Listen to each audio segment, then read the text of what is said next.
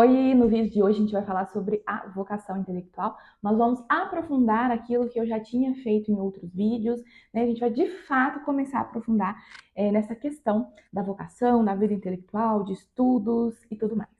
O primeiro ponto que a gente tem que tomar partida é saber o que é a vocação intelectual. Então, afinal, o que é essa tal de vocação intelectual que você tanto fala?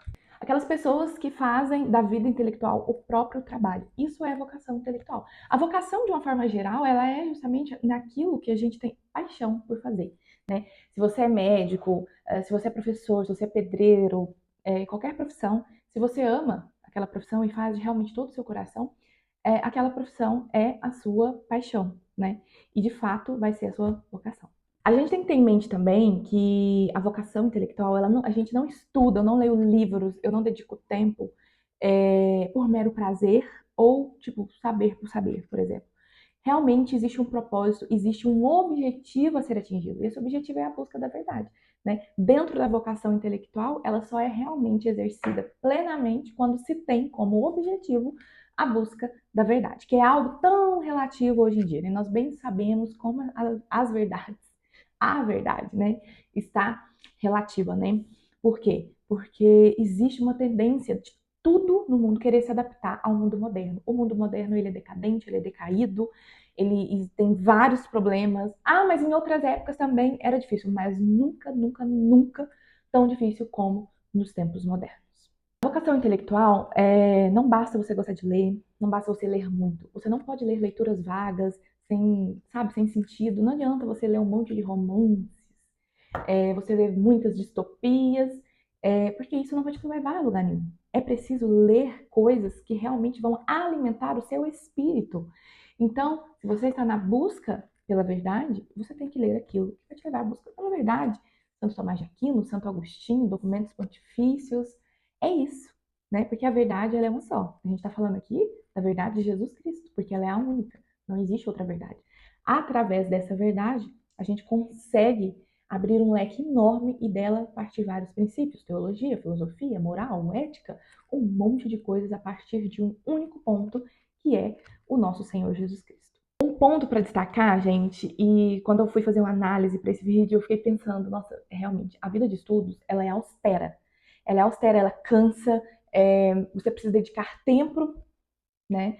Você precisa sentar, ler, escrever, pensar, se distrair com outras coisas.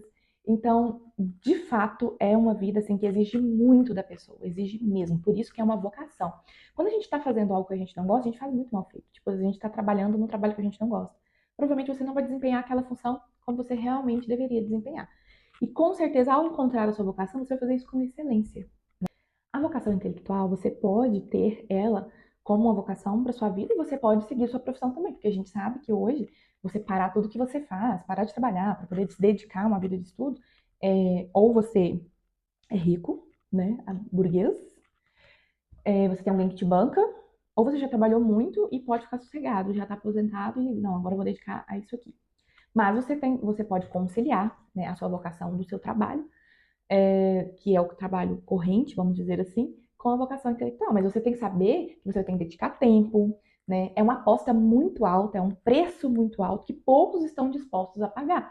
Mas compensa muito, gente. Eu juro para vocês, compensa muito você se dedicar a essa vocação, tá? Mesmo que ela não seja a sua vocação primeira, você pode desenvolvê-la, né? Isso eu acho que todo mundo é capaz, basta querer. Né? Mas claro, gente, que a vocação intelectual ela também não é para todo mundo. A gente tem que ter essa consciência, porque não é todo mundo que vai ter a disposição, não é todo mundo que está preparado para as consequências da vocação intelectual, tá? Mas se você gosta, se você quer, você pode conciliar com outra vocação que você tem, que seja, né, o seu trabalho. Por que a gente fala que é austero, demanda muita entrega? Porque é preciso uma entrega de coração. Você tem que entregar-se de todo o seu coração para essa vocação. Porque senão você vai se frustrar. Então você vai se frustrar muito e não espere receber nada em troca, tá? Porque você tem que entrar nessa jornada de forma desinteressada, porque senão vamos nos frustrar o tempo inteiro. Entre nisso para realmente ter conhecimento e encontrar a verdade, buscar a verdade e não ficar só na superfície. É necessário ir para águas mais profundas. profundas. E é isso que a vocação intelectual nos chama. Ela nos chama para mergulhar. Às vezes a gente está na beira da praia só molhando nossos pés. É preciso entrar no mar, é preciso mergulhar, é preciso ir lá nas fossas marianas mesmo da vida intelectual. Porque isso, gente, vai nos gerando uma sede tão grande, só que ela nunca é saciada, né? Isso que é o legal da vida intelectual. A gente nunca vai estar saciado. Então, na vocação intelectual, é preciso amar a verdade e os frutos da verdade. Porque pode ser que o mundo hoje, relativo como ele é, você vai sofrer por simplesmente buscar a verdade, pregar a verdade e viver a verdade. Então vai ter consequências boas e ruins. Ruins para o mundo, né? Buscar a verdade nunca vai ser ruim, tá? Eu quero que vocês entendam isso. Então, por isso que é preciso ter uma certa resistência contra o mundo. Vai ter pessoas muito boas mesmo, que vai te questionar, que vai falar que você está doido, que é um exagero, que é um extremismo, mas somente ao mergulhar nesse mar que as pessoas conseguem entender. Mas é preciso ter humildade. Uma característica da vocação intelectual é ter humildade. Você não pode achar porque li Santo Tomás, li Sertilanges, leio Sagradas Escrituras, enfim, leio Aristóteles, Platão. Não é porque eu tenho essa carga de conhecimento que eu tenho que chegar e ficar dando palestra em todo lugar que eu chegar com a maior soberba do mundo. O intelectual, ele é humilde, Quando ele é solicitado, aí sim, né, ele vai expor, né? Eu gosto muito de Santo Tomás de Aquino e de Santa Teresa d'Ávila, porque os dois tinham plena consciência que eram inteligentes, que eram pessoas sapientes. Santo Tomás, ele sabia que ele era bom naquilo que ele fazia, mas ele tinha um apelido de boi mudo, porque ele, quando ele mudou para Paris e foi ser aluno de Santo Alberto Magno, né, do grande Santo Alberto Magno, ele ficava em silêncio, né? Nos debates ele ficava em silêncio, ele não interagia.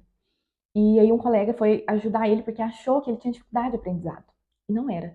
Né? O colega foi ajudar ele, ajudou. E aí quando o colega se embaraçou numa questão, Santo Tomás foi brilhante. Ele discorreu brilhantemente sobre aquilo e todo mundo ficou de queixo caído, né? Porque ele não falava nada e quando abriu a boca falou coisas assim extraordinárias, né?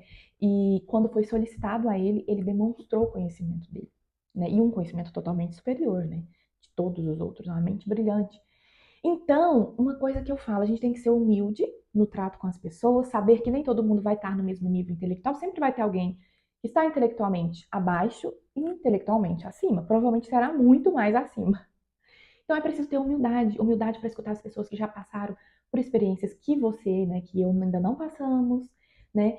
Mas não é humilde, e eu gosto demais de frisar isso, não é humilde você fingir que você não sabe das coisas. Você esconder o dom divino que foi lhe dado e você fingir que não tem aquele dom. Isso acontece muito porque às vezes a pessoa fica com medo dos outros pensar que ela sabe demais.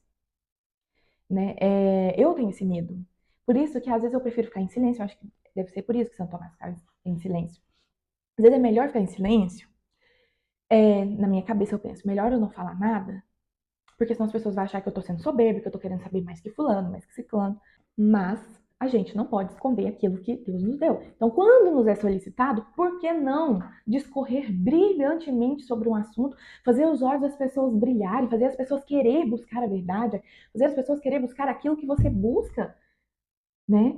Então, não esconda o seu dom, não esconda, não finja que você não é bom em algo. Se você é médico, você sabe que é bom, que você é especialista naquilo, por que você está fingindo que não sabe? Que não sabe? Ah, não, que isso, imagina. Apreensão sua. Vamos assumir os nossos dons? Nós temos que assumir, gente. O ser humano tem essa dificuldade. Eu acho que é o brasileiro que tem essa dificuldade, na verdade, de mostrar que sabe. Como é bom e satisfatório estar perto de uma pessoa que você tem segurança de estar com ela, porque ela sabe o que está fazendo. Você está na mão de um profissional que sabe o que está fazendo. Entendeu? A mesma coisa com a vocação intelectual. Então, não vamos guardar o dom divino que Deus deu, né? Ok, existe, né, algumas coisas que a gente tem que fazer para essa vocação intelectual. Né? A gente precisa se organizar. Quando a gente não se organiza, organizar a leitura, organizar o tempo, administrar bem o tempo, eu quero falar mais sobre isso, administração de tempo aqui, são muitos assuntos. Deixa aqui nos comentários se você quer saber, né, de como administrar tempo, já vai curtindo, já vai compartilhando esse vídeo. É preciso se organizar, tem que ser organizado. Né? A ordem é uma virtude que o próprio Santo Tomás nos diz na Suma Teológica. E é uma vida desordenada, gente, ela nos vai nos levar a lugar nenhum. né? Para quem está perdido, qualquer vereda é caminho. Então se organize, tenha organização, porque você só vai conseguir ser bem-sucedido na vocação intelectual se você se organizar. Eu fiquei perdida por muito tempo, até que eu decidi me organizar. E por causa dessa organização, esse vídeo está acontecendo, várias outras coisas no meu Instagram estão acontecendo. Por quê? Porque eu me organizei e agora eu consigo cumprir com aquilo que eu me comprometi. E eu tenho certeza que eu vou chegar no meu objetivo. Porque o gênio é fruto de longa paciência, mas tem que ser uma paciência inteligente e organizada, né? Não é ficar parado esperando uma luz vir sobre você, não. Tem que se organizar, tem que ser inteligente na paciência também. E geralmente quem trabalha firme em algo, quem se dedica, quem se organiza, é um apaixonado, né? Como eu já disse, é um apaixonado. Então, como se apaixonar pela vocação intelectual, né? Que é algo tão difícil hoje em dia. Se você se sente atraído pela vocação intelectual, você é minoria, tá? Minoria mesmo. Se você tá nesse vídeo, provavelmente você também é minoria. Como ser, então, um apaixonado? Você teria 2 horas por dia, tipo assim, livres? Seja antes de ir pro trabalho, acordar mais cedo, dormir um pouco mais tarde, sacrificar ali a hora do almoço. Você teria 2 horas? Você está disposto a defender essas horas com unhas e dentes e não fazer nada fora daquilo que você organizou e planejou para a sua vocação intelectual? Porque um apaixonado, ele defende as horas de estudo dele. Ele defende, com certeza defende. Por quê? Porque ele sabe que aquilo é importante. Se ele se desviar, ele vai estar desviando do objetivo dele. Utilizar essas horas de forma apaixonada, mesmo que as páginas que você esteja bebendo sejam amargas. Eu adoro essa expressão. Mesmo que o que você esteja lendo seja chato, mas como você se comprometeu, você vai ler até o fim, você vai se comprometer a entender. Porque a vida intelectual, a gente não lê só o que a gente gosta, a gente lê coisas contrárias do pensamento que a gente está defendendo, e assim por diante. Né? Então, por isso que tem que ser um apaixonado, porque você vai se deparar com páginas amarguíssimas, né? Com leituras insuportáveis. Mas se você é um apaixonado, você vai se dedicar e você não vai desistir. Então, se você tem um horário disponível, se você está disposto a defender as suas horas de estudo, não desviar delas, parabéns, você vai alcançar muitas coisas. Então, tenha confiança, tá? Tenha confiança em si. Saiba que o dom que você tem foi Deus que te deu, então não esconda ele. Não traia a Deus, não seja infiel a Deus, escondendo o seu dom. Não seja infiel a si mesmo, não seja infiel às pessoas ao seu redor que precisa do seu conhecimento para que elas também converjam, né, para a verdade. Eu gosto muito também de outro exemplo de Santo Tomás, a hora que ele chegou em Paris, né, aquela cidade maravilhosa, deslumbrante. Imagina Paris medieval, tanto que era linda, né? Ainda não tinha a Torre Eiffel, tá? Santo Tomás chegou lá, né, com outros frades, e os frades encantados, né, aí Santo Tomás falou assim: nossa, eu daria essa cidade inteira pelos comentários de São João Crisóstomo sobre o Evangelho de São Mateus, né? Ele era tão apaixonado, né, pela vocação intelectual dele que ele não estava nem aí se Paris era bonito, se Paris era feio. Ele queria os comentários de São João Crisóstomo sobre o Evangelho, né? E depois ele consegue mesmo, né? Ele faz a catenaura brilhantemente. Então mergulhe todos os dias da sua vida na fonte que te sacie, mas que nos deixa mais sedentos. Mas uma coisa que a gente deve entender e compreender é que o intelectual, ele não é uma pessoa, um ser humano isolado. O ser humano não vive isolado, tá? Tem-se a impressão que o intelectual é aquela pessoa, assim, também, tá? Aquela pessoa que fica rodeada de livros, que estuda, dedica tempo, beleza. Fica trancado na biblioteca, também. Mas ele não fica só trancado na biblioteca. Ele pratica esporte, come doce às vezes, amigos, tem família, interage com as pessoas. Não pense que o intelectual é uma pessoa que fica isolada. Isso não existe. Isso não é do ser humano, natural do ser humano, ser isolado. Então, o cristão que ele se empenha, ele é devotado e ele se compromete ali com a vida intelectual, ele não é isolado, ele não pode ser, não tem como um cristão ser isolado. Porque isso vai acabar deformando a imagem cristã, isso deforma, né, a imagem da pessoa cristã. Nossa, o cristão ele tem que ser assim, isolado, separado, não pode se misturar com ninguém. Não, não é isso. Ao contrário, ele deve sim. Né? Como que você vai ficar só trancado na biblioteca? Não é possível isso, né? Existe uma vida real, né? E ela tem que ser vivida. Então, a cruz, ela não foi separada da terra. Então, o verdadeiro cristão, ele está sempre de olho na cruz que está fincada na terra. Sempre, sempre. Por isso, que se a gente tira o olho da cruz, que está ligada à terra, a gente vai ficando soberbo, isolado, deformando totalmente, né, a imagem de um bom cristão. Bebam água, tá, gente? O cérebro não funciona sem água. Para encerrar esse vídeo, eu quero falar para vocês uma coisa. O pensamento, ele anseia pelos homens mais do que nunca. E os homens, mais do que nunca, também anseiam pelos pensamentos. O mundo hoje ele se encontra perdido por falta de preceitos de vida. Então, mude a rota, seja diferente, busque a vida intelectual, se aprofunde, estude, tenha sede pela verdade. Corra e coloque em prática a sua vocação intelectual. Então é isso, gente. Curta este vídeo, deixe qualquer coisa nos comentários, se vocês tiverem dúvidas. E até o próximo vídeo, se Deus quiser. Salve Maria e viva Cristo Rei!